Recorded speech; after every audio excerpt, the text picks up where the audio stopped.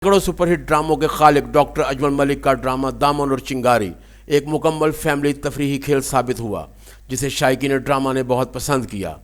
Doctor Ajmal Malik एक ऐसे writer director हैं जो थिएटर के खोए हुए मुकाम को दोबारा हासिल करने और रूठी हुई फैमिलियों को वापस स्टेज की तरफ लाने की अनथक कोशिशों में मसरूफ़ हैं। दामन और चिंगारी इसी सिलसिले की एक कड़ी है जिसे शायकीन ड्रामा ने फैमिलियों के हमरा देखा और पसंद किया। इसकी कास्ट में फिरोज़ा अली, नदीम चिट्टा, शाहिद खान, हामिद रंगीला, बाबर अब्बास, नायाब खान, रीना मुल्तानी, मरियम व दीगर शामिल हैं। आइए हम आपको इस ड्रामे की कुछ झलकियाँ दिखाते हैं जिससे आपको अंदाज़ा होगा कि डॉक्टर अजमल मलिक के खेल किस कदर खूबसूरत होते हैं।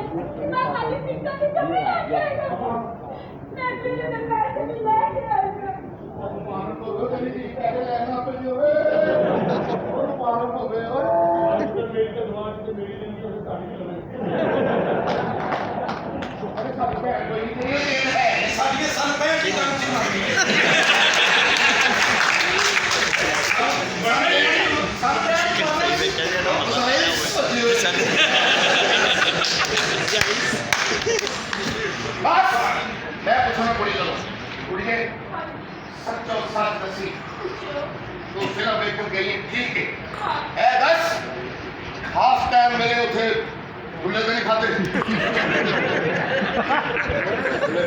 ਬੇਟੇ ਕਰਦੀਆਂ